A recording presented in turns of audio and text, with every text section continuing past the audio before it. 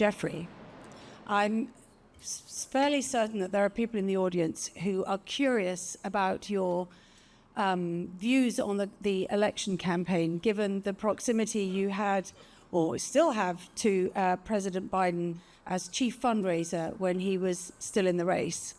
Now, we met earlier this year and we had a conversation about President Biden and his fitness to run for office, and you evoked Mick Jagger.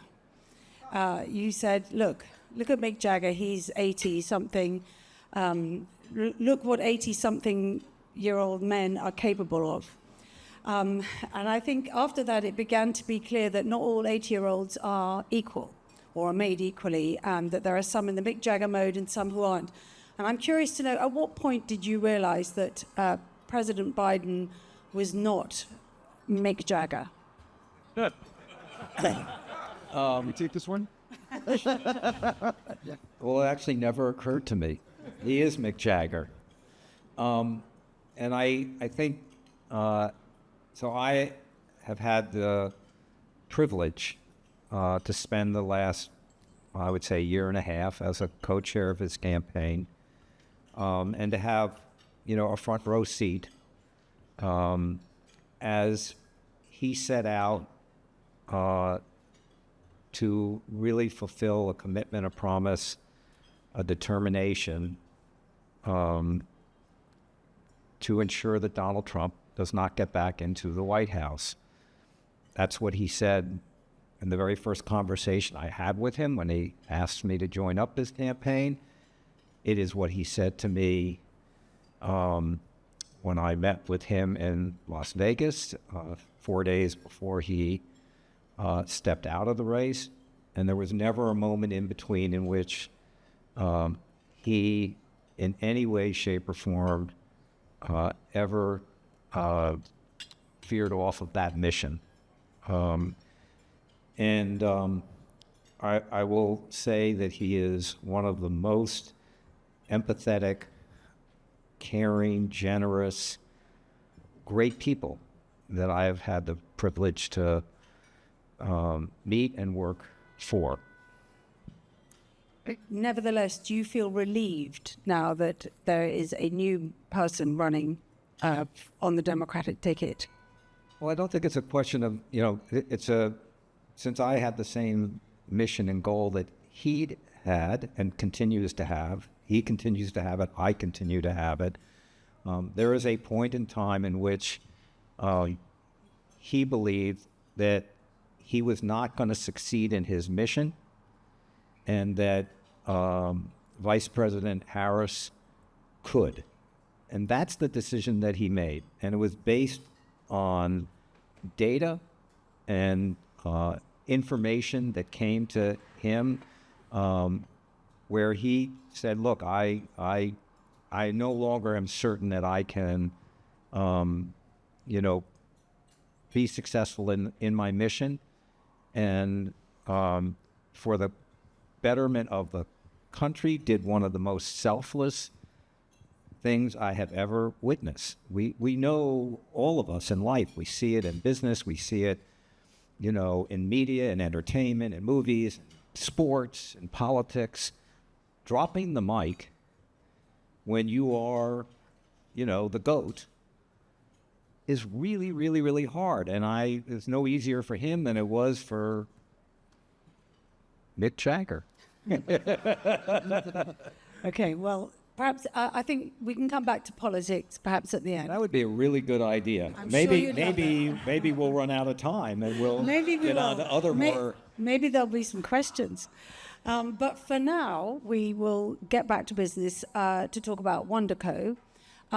Sujay, I'm going to come to you in a minute, I promise. I just want to stick with Jeffrey just for now to ask, why have you distanced yourself so greatly from sort of media, entertainment? You're known as a Hollywood mogul. You've really stepped away from that now and put yourself into the very competitive world of technology.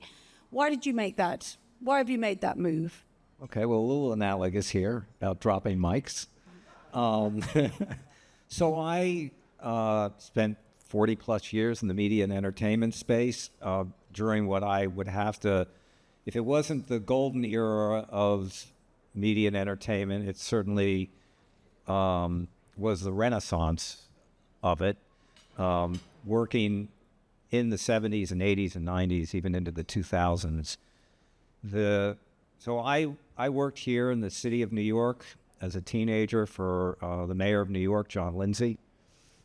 He ran for president in 1972 in 2 primaries, lost. Everybody that was on the campaign went back to the city government, and I wanted a new chapter. I wanted something new to do. I didn't want to go back and do what I'd already been doing for 4 years, which I loved, but I was ready for something. And in 1972, if you had ambition for fortune and fame, you went to Hollywood. And that is, in fact, what I did. And I was very lucky. I had a series of extraordinary mentors who really took me in, polished me, and propelled me through what was an exceptional set of opportunities in career. Barry Diller for a decade at Paramount, Michael Eisner for a decade at Disney, Steven Spielberg and David Geffen for 2 decades at DreamWorks. During that period of time, probably one of the most impactful things was how technology kept disrupting our business in very, very, very positive ways. You think early into the sort of mid to late 70s, the introduction of special effects. When Steven Spielberg made Jaws, he took a piece of plywood, cut it out in the shape of a fin, painted it gray, and dragged it behind a motorboat. That's true. And so you think of how impactful and how powerful these new tools of storytelling were through special effects, through digital effects, into animation, into, everybody, the first time the ballroom scene in Beauty and the Beast, the Stampede in Lion King. These things were just incredible, incredible tools. And through that, I actually had a great sort of journey up to Silicon Valley, where I met many of the great tech founders and many of the great tech companies who became allies and important supporters and are continuing to always be on the cutting edge. So 8 years ago, having made over 400 movies and 40-some animated movies and 85 TV shows and 5 Broadway plays, somebody showed up at a moment where it was very clear for an independent company, animation company.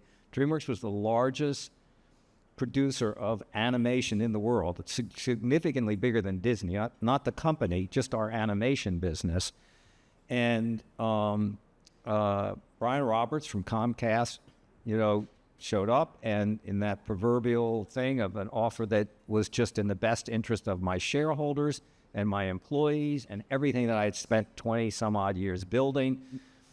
And so I dropped the mic, and I woke up the next day, and it was as though it was 1972 again. Difference was I was 65 instead of 22. And I asked myself the same exact question.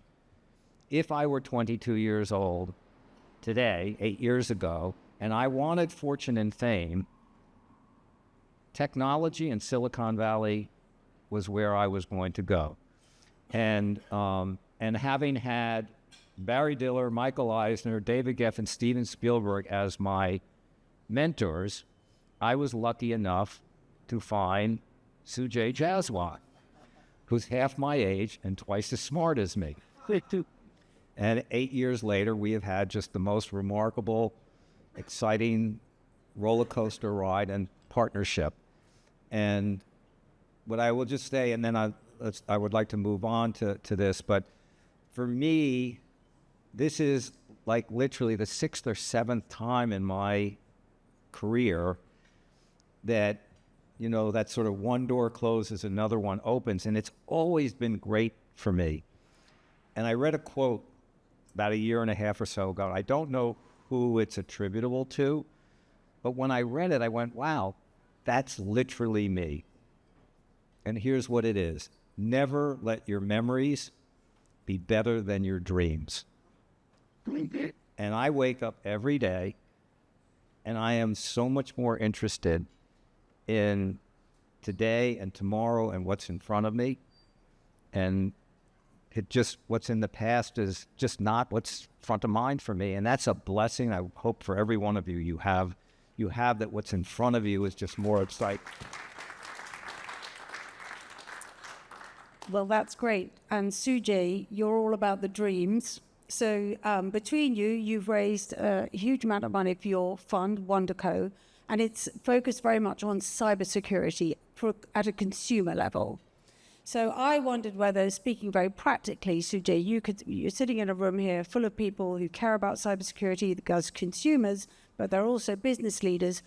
What are they not thinking about on that front that you think they should be thinking about? So first of all, thank you, Emma, for having us. And everything Jeffrey said about himself, I see every day. I've never seen someone who is so focused on building and not reminiscing in my entire life. He's a remarkable person. So I feel very lucky every day to get to work with him in that way. So in terms of cybersecurity, here's a simple question. How many of you let your employees use their own phones or computers to get business done in some capacity? Most people, but not everyone. I'm surprised because if they're not using their phones to make phone calls that are business related, I'd be shocked. Or text messages or WhatsApp or Signal or whatever else. And the interesting thing about that is unless you're in some sort of government regulated, or defense industry kind of thing, odds are whether you want them to or not, they're using personal devices to conduct business. Which means that as a business owner, you are almost as responsible for protecting their devices as you are for protecting corporate devices because business is happening on them whether you like it or not.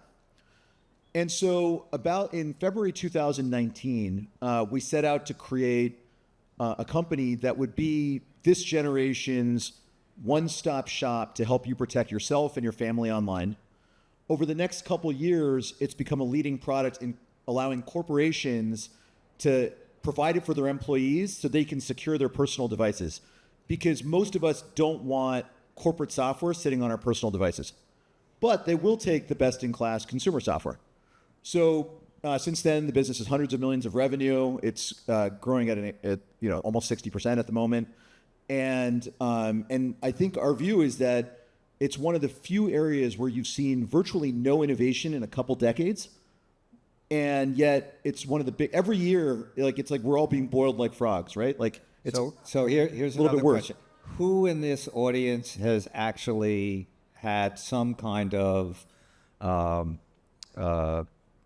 cyber of you personally, where somebody has broken into, gotten a hold of your, spammed you, raise your hand. Okay. Now, how many of you know somebody personally where that's happened to you?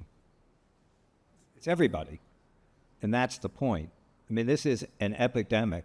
And to put in perspective for you, in 2003, in America, there was $4.2 billion in robbery theft from residents, from homes.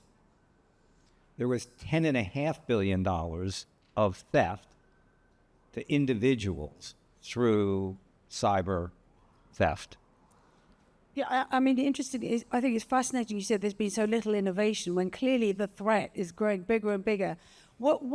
Since you got into this field, what changes have you noticed, and what would you say are like the biggest threats that are coming down the line now? I think I can guess what you're going to say, but go on.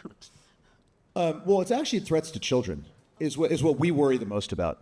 So some of the scams that are happening to children who are just getting smartphones are about as horrific a thing as you can imagine happening to a 13 or 14 or 15-year-old. So one of the more prevalent ones is someone will anonymously meet your child on Discord or somewhere else. They will get into a quote-unquote relationship. Of course, you've never seen a picture of this person. And they'll ask for risque photos to be sent. And, for a 13-year-old, it doesn't have to be a nude photo. It can be anything provocative. And then it turns out these people will then hit them and say, listen, by the way, you now have to pay me $5,000 or I'll send this picture to everyone in your school. And now for a 13 or 14 or 15-year-old, that your life feels over. So suicide, I mean, people are, I mean, it's genuinely horrific what's happening to these kids. And even less than that, I mean, when I was growing up, my parents knew what I was doing most of the time, right? I was on a landline sitting, talking to somebody or whatever it was. Now these kids are living lives that are entirely, completely disconnected from anything their parents understand about them. Sujay, do you have kids? I do have 3, but they're younger. Yeah. Right. What are the rules that you have for them? Well, they're 4, 2, and 6 months, so I just want them to play with me. Pretty strict. Yeah. But it's... Okay, what advice would you give to people who say have got, kids between the ages of 10 and 18? Look, the best thing you can do is if you can link up with all of their friends, families, and almost have a no smartphone pact. That's the only thing I've seen actually be effective. If that doesn't happen, the social pressure on them to get a smart device, to be, on social media, everything else, it's impossible for you to stand in the way if all their friends have it. And so what we're releasing actually in the next couple of weeks is version 1 of a product that allows you to actually monitor all the activity that's happening on your kids' phones. They're talking to new people on WhatsApp or Discord or Instagram or TikTok or something like that. They're sleeping differently. They're on their phone at 2 a.m. now. There's probably some disruption in their life. There's a whole bunch of things that these devices can tell you as a about parent, your children. If you go back a couple of generations ago, before these phones, 20 years ago, as a parent, you were able to observe behavior. And every kid goes through drinking, driving, sex, drugs. Like, these are the passages of life. And as parents, when you actually had some information, you were able to advise, guide, and help them along that journey. Our parents did for us. We do for our kids. What Sujay just said is today you have zero visibility, and you don't know what's happening. And so giving parents a tool that actually just allows them to have some access, and again, not take all of the freedom away, because you're going to fail in that, right? That's the mission of Aura, of our cybersecurity. In our alpha testing, if you were to survey parents about what they think their kids are doing versus what they actually end up doing, it's unbelievable how different it is. So 80% of girls 18 years old and under do not like their body. And 20% of them are doing things that are from unhealthy to destructive as a result of that. As a parent, if you just had any inkling as to where and how down the rabbit hole they're going. So let's give you a couple examples. If your 15-year-old daughter is downloading calorie tracking apps, that's a pretty good indicator you have an eating disorder coming your way. Those are the sorts, if they're following only a certain type of fitness influencer on social media, that's a pretty good sign you've got an eating disorder coming your way. And it's not just kids. I mean, if you have elderly parents like I do, they're getting targeted with emails that apparently are written in my tone of voice, which kid them into thinking that I'm genuinely asking them for money. So what Aura has for your parents is something called delegation. And so you could take your parents' online footprint and say, anybody that is not in their contact, either phone or email or text in this, gets delegated to you or to somebody that you want. And so they literally can't even get through that door, because once they do, it's a disaster. So we have many of these features that are literally, you name a problem, and Aura has a feature to actually give you a tool to address it. That's the idea. We're working on it. It's not all done yet. Can you, Sujay, perhaps you can give us a sense of the scale of the problem as well, because presumably AI has sort of turbocharged this whole sort of cybersecurity threat. It will turbocharge it. It's not, right now, the sophistication of these scams is already pretty effective at soaking money from all of us. Money tends to be the core honeypot here. But over time, I mean, the impersonation, in visual, whether in photographs, videos, I actually think your jobs as journalists is about to get really difficult, because what did people actually do? What did people actually say? It's going to be very hard to discern truth from fiction. And again, I mean, just to bring politics back into it, because obviously there's a lot of anxiety around how sort of cybersecurity threats or misinformation or, interference generally around the election process. Is that something that your tools could help with? No. Unfortunately. Too big a problem. Well, that's state to state. Yeah.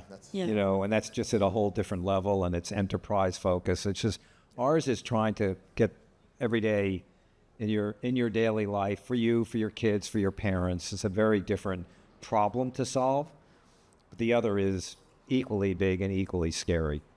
Yeah, and also, again, there's government level things that need to be handled, but most of us reuse passwords.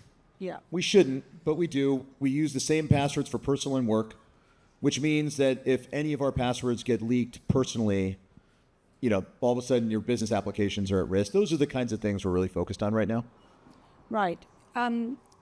I also wanted to, I understand that the two of you are about to branch out. I want to do, but before you do that, just to really kind of put in perspective, I would say for the U.S., probably the corporation that has the highest standard around security and information security is Microsoft. There's probably the most resources devoted to it. To Sujay's point, they bought Aura, our cybersecurity, personal cybersecurity, and give it to all of their employees. So it is the first line of defense for the company that has probably got the best reputation and the most resources, in the area of security, both for their corporation, but they saw that entry level as a vulnerability. Good. Okay. So I now want to turn to your new venture. Which one of you would care to outline briefly what the new venture is? Because it's, as I understand it, a very big departure, certainly from your previous life as a Hollywood mogul, and certainly from cybersecurity. And it is, ladies and gentlemen. I'm going to let him do it because it's his idea. Okay. Okay, well, so Jeffrey is one of the fittest people you can make. He works out 2 hours and 15 minutes every day, 7 days a week. No matter where we are in the world, we can land in Hong Kong and he goes straight to the gym to crank out a 120-minute workout. It's wild. At the same time, he is a little bit older than me, a couple years older than me, and it's our mission at WndrCo to keep him alive and in this permanent youthful state for as long as possible. So we're in the process of starting a company. It actually starts tomorrow in a sense, called Wonder Health, and the premise of it is all around what does the fountain of youth look like from a scientific perspective? In the history of time, no matter how rich, famous, or powerful you are, everyone has been looking for this, mystical fountain of youth. And the consequence of that is virtually all of us are highly susceptible to snake oil salesmen. Good. Right? Because they offer you these things that sound good anecdotally, and over time it always morphs into the form of a supplement. That's a subscription. But it's largely not founded in real science. And so we actually set out on a mission to go and find longevity is a catch-all term, but in every area where you would want to be younger than you are. If you're 70, you want to be 40. If you're playing with your grandkids, you want to play with them the way you play with your own children. Who is the world's greatest, or who are the world's greatest researchers in that field? What is the actual state of the art from a scientific proof standpoint? What are the hypotheses that may lead to proof over the course of conducting research? And what is the world's greatest testing and diagnostics mechanism for those particular fields? So we broke longevity into 34 arenas. I've identified 58 founding scientists who are, I'll give you one example. There's Dr. Rudy Tanzi is one of the world's greatest neuroscientists. Time named him one of the 100 most influential people in the world. He's published over 700 papers. He studies brain degeneration. It turns out, CEO, everybody is concerned. We all get older. We all start worrying. Is our memory the way it was before? Are we thinking as clearly? But of course, you never want to admit that, especially if you're in a high-powered job. And so a lot of what Dr. Tanzi has done is develop tools and research to figure out how do you improve neuromotor skills, how do you reverse neurodegeneration, how do you optimize someone's brain on certain dimensions. One of the things that he's done, so he actually did a lot of the work with the NFL on CTE, for example. He's a fascinating guy. So one of the tools he's developed is a VR capability that actually runs you through a set of exercises that his research has proven can actually improve your brain function meaningfully, including as you age. He's at Massachusetts General Hospital in Boston. And so those are the kinds of things which are not widely available. In fact, you've probably never heard of it. I certainly hadn't before we started this project. And so Wonder Health is just going to be every single tool that the world's greatest scientists think can identify issues and help you reverse any of them as quickly as possible. Okay, that all sounds great. But I mean, Jeffrey, it's true that there is a lot of dubiousness and skepticism around the whole idea of longevity. David Sinclair, the Harvard guy who was widely discredited for promoting, ideas around longevity that didn't add up. What is going to be your scientific sort of badge of your imprimatur of trust that this is proper science, that this isn't some kind of snake oil nonsense being marketed to extremely rich people who have not got better things to spend their money on? Wow. I'm just saying, we've done a lot of hostility reporting. underlined. Something's happened in your life, Emma, where you're just like, whoa, what did David Sinclair do? It's because I can't afford your fee, that's why. Okay, well. He told me what it was. So I think Sujay actually just explained it as precisely as you can, which is medicine. If you think about medicine for all of us, it is one to many, if not one to hundreds, if not one to tens of thousands, depending on, everybody here probably has got some access to, some, higher end, Mayo Clinic type access to be able to go in and look at your medical health. We don't do that. We're not in the detection of your medical health. And so whether it's cancer or heart disease or diabetes or, the big four that we all have to pay attention to, you mostly have concierge medicine. I would think most of the people in this room do. So one, we're not doing that. And two, even for that, it's one to many, many, many. Whereas what this is designed to do is actually be one-to-one about your specific need. Wherever you have something that is either suboptimal or a growing issue, we can give you connection to these 58 scientists, the one most relevant to whatever your single issue is, and they are not practicing, they're not out writing books, they're not out doing studies in this, they're in the lab and are on the cutting edge of it. And I think that is the thing that has certainly made me most excited about, being able, if you have something where, your joints or your, calcium of your bones, whatever, these are all, they're literally people who have spent a lifetime studying just that. That's the person I want to hear from. And that's what Wonder Health has gone out to do. And to put a fine point on it, I mean, they've all published this research.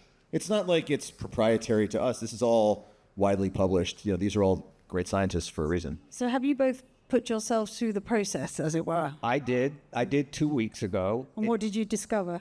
It's actually fascinating stuff. I mean, so I only have 30% of the information back because 70% of it literally needs 2 to 4 weeks to actually process and take all of the measurements. A lot of it has to do with a different set of analytics around your blood, right? So all of that has to go out, and there are literally 600 tests that are done about that. There are other pieces of it that just need to be mapped out. So I've only had 30% of the output from it. But here's just like, I'll give you this one little thing. So I didn't say anything to them. So I did it 2 weeks ago, and I'm waiting. He's doing it tomorrow. So I had to go before him. It's his idea. There's a 15,000 square foot, beautiful, I mean beautiful facility down here in the meatpacking district. I mean, it's just, it's gorgeous, and the process and the people there, they're all A+.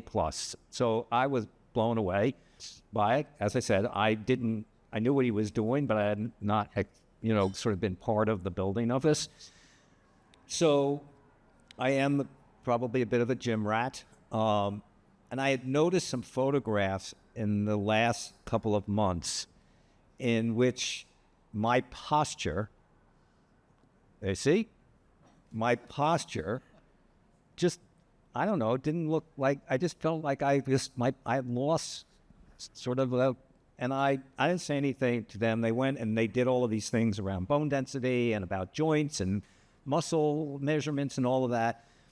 And they put a chart up, and in each of my joints, there's a metric against my age. I'm 73 years old. So at 73 years old, this is what conditions they would measure against. So my ankles, which, from a stability standpoint, everything else was like, those are really important. And I was 100%. Well, okay, that's good. And we got to my knees. One was 85%.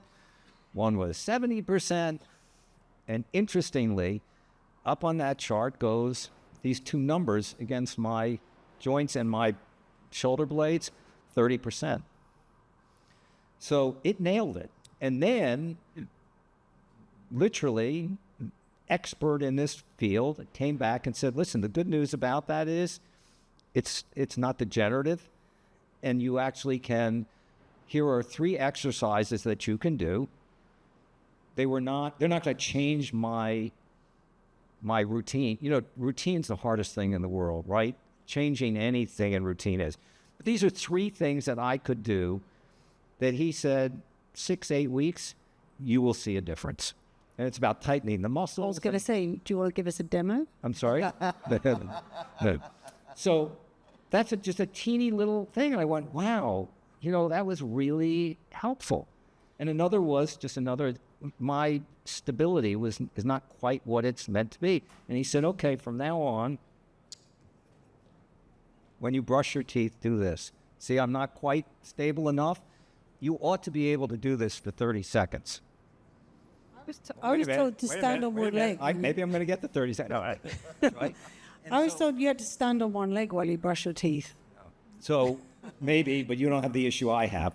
So, but he just said if you do that every morning, every night, you'll strengthen your core. Mm-hmm. What's the thing that happens? If the disease doesn't get you, you know what the next one is? A fall. Like that's probably more problematic. There's more of that as sort of the beginning of the end is you take a fall somewhere. Mm-hmm. So having good stability is actually an interesting. So these things are all tiny little things, but they add up to how can you live better longer? That's the mission. So let me ask then, maybe I was a bit flippant earlier, who's your target audience? Who's your target customer for this service? Well, I'll give you the short term and the long term. The short term, the truth is it's the least scalable thing we've ever done.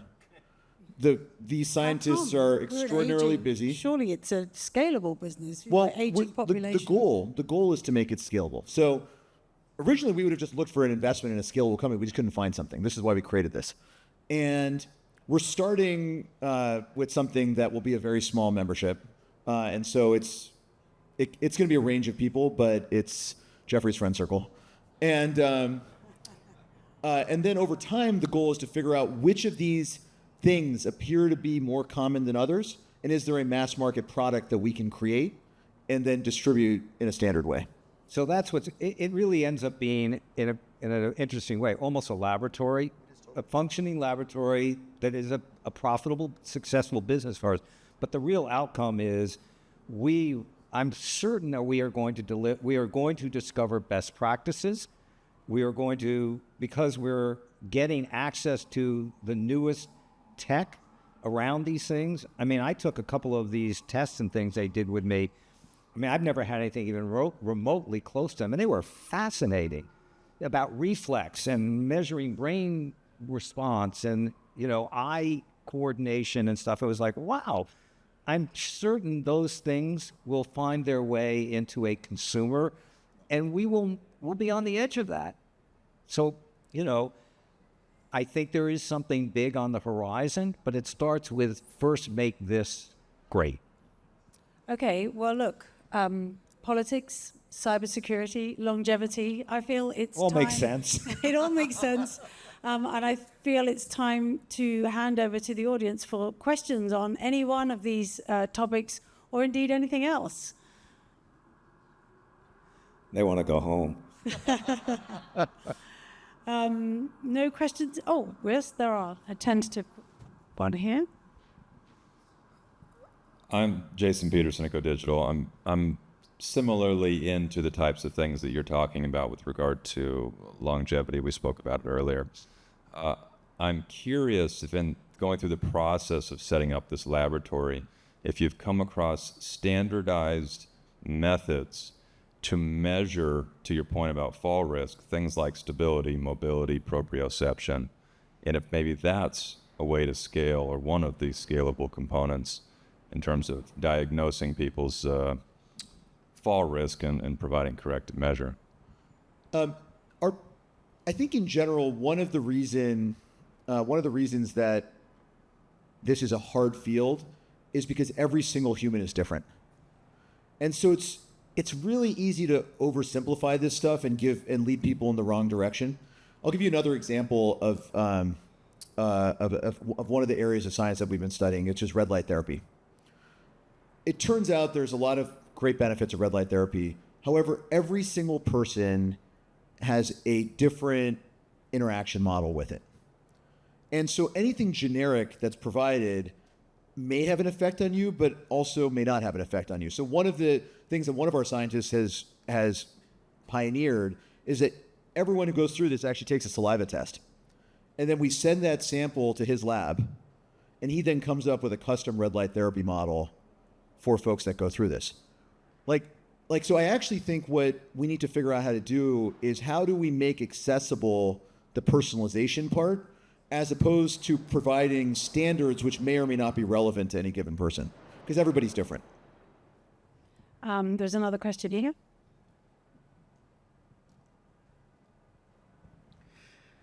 Are you looking at alternative medicine into this mix as well?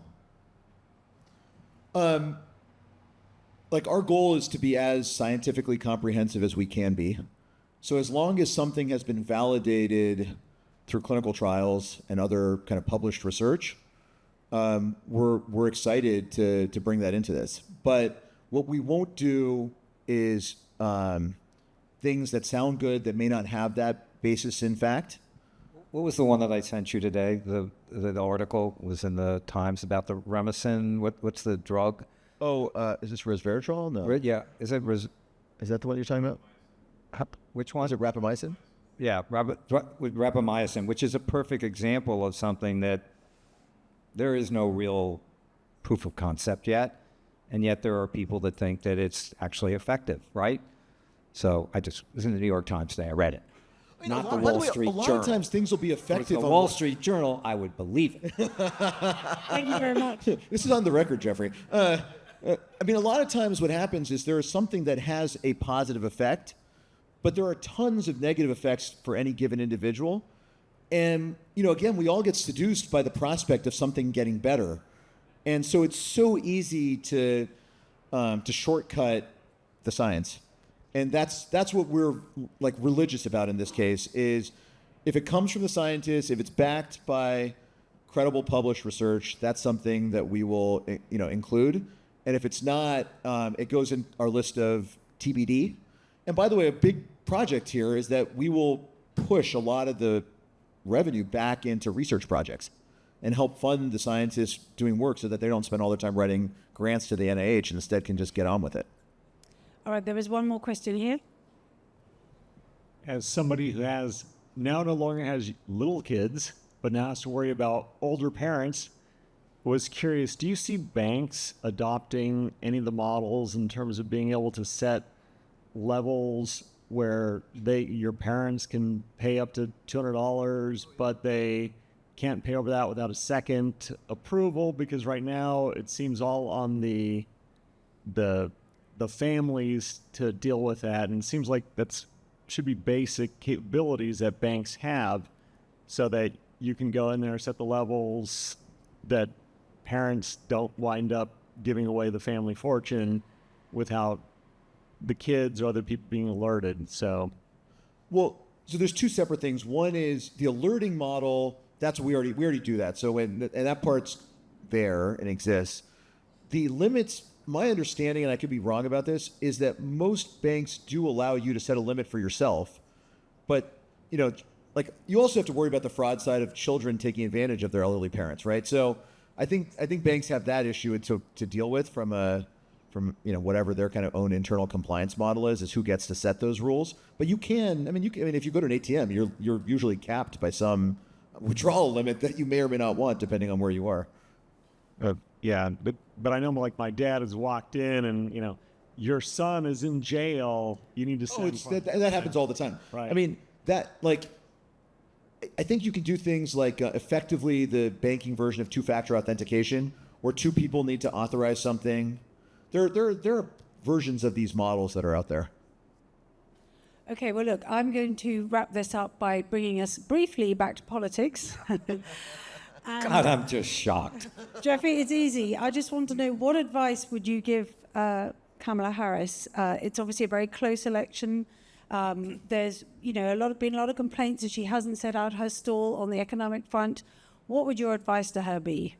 Stay the course and do exactly what she's doing.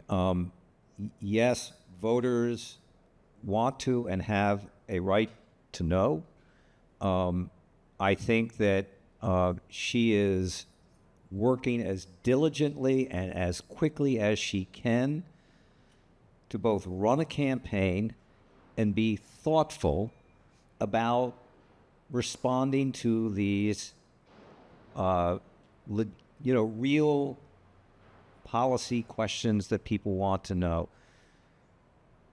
But this expectation that someone who was never thinking they were going to be a candidate as vice president, this was not their responsibility to establish policy. As a vice president, you don't actually have the resources to be able to go out and build out policies. And she has been fiercely, admirably loyal to Joe Biden, and his policies she has followed loyally. So to have her off the cuff while preparing for a debate, while running around the country, while running, raising money, all the things that she has to legitimately do as a candidate, to expect that she's going to stop. And so what would you think if it were your job today to set out a policy around taxation for the next administration? Can you do that in a day, do you think? 2 days? A week? How much time would you need to be able to sit around with experts, to get advice, to get input, to evaluate those things, and then to set a policy around it? So that's how you can't wing it. You can't just here's, I'll do. Well, Donald Trump wings it every day, so I guess you can. But I don't think that's who she is. And so I know there's a little bit of frustration about it. She's actually going to talk about the economy tomorrow and commerce. She's making a trip to Arizona on Friday. So, that thing of, she's having to do multiple jobs at the same time. And we've never had in modern times a candidate that has had less time to become a candidate and to formulate all of those things that are going to be important. And so for me, most importantly, I think, by the way, not excusing anything, but for me, at every single candidate I have ever supported, and I've done it on both sides, both Republican and Democrat, the thing I put above all else is character. That ultimately is the thing that I value the most and look to the most, which is what's their North Star? What are their values? And because you could go through and actually look at every single presidency, certainly in the last 100 years, and look during their presidency, what was the moment, what was the thing that actually challenged them the most in their presidency? And I promise you, I can actually go through it and tell you, did Donald Trump have any time to prepare for a pandemic? Was that on the horizon? Was that something that he had a policy about? Absolutely not. Did George Bush have it around 9/11? Like, I could go through every president, just say, well, what prepared, what prepared, him to suddenly become a leader in that moment in time, when these two buildings were taken down here. So to me, it is character above all else. And in that regard, and I've known the vice president for 20 years, 10 out of 10. She is, again, I think, a very good, very generous heart. And I mean that in the best way, and smart.